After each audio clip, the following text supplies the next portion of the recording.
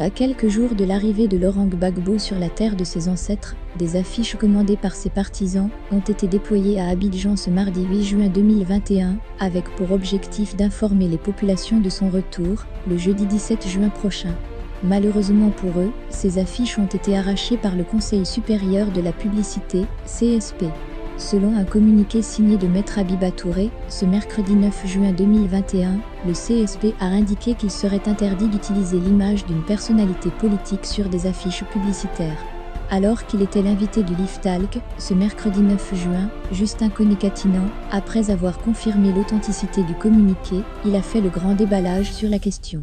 Informé de la situation, le porte-parole de Laurent Gbagbo a fait savoir qu'il ne savait pourquoi les affiches avaient été arrachées. Pour tenter de comprendre la situation, il s'est référé à la loi numéro 2020-522 du 16 juin 2020, portant régime juridique de la communication publicitaire en Côte d'Ivoire.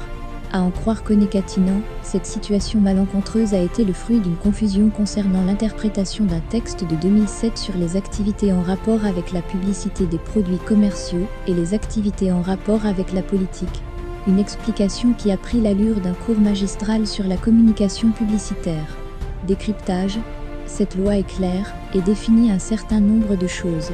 La loi, malheureusement, n'a pas de décret d'application parce que si elle avait un décret d'application, ce n'est même pas le CSP qui allait nous recevoir plus que la loi a changé.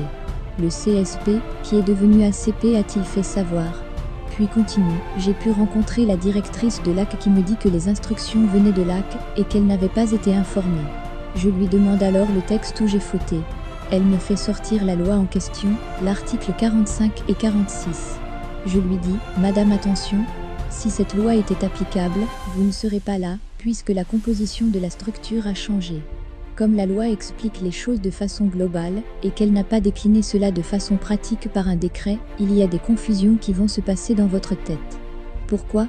Parce que quand vous me dites qu'il est interdit de mettre l'image, ou le son, ou même la voix d'une personnalité, nous sommes tous témoins qu'il y a, à peine quelques mois, il y a eu des personnalités politiques, dont le visage a été affiché en Côte d'Ivoire. Elle nous répond en nous disant qu'on leur a donné l'autorisation. Je lui réponds, non madame, la loi dit que c'est interdit. Si c'est interdit, elle a des effets erga omnes. Ce qui veut dire qu'elle s'applique à tout le monde. Vous n'avez plus capacité de donner une autorisation à quelqu'un, puisque vous me dites que la loi me l'interdit.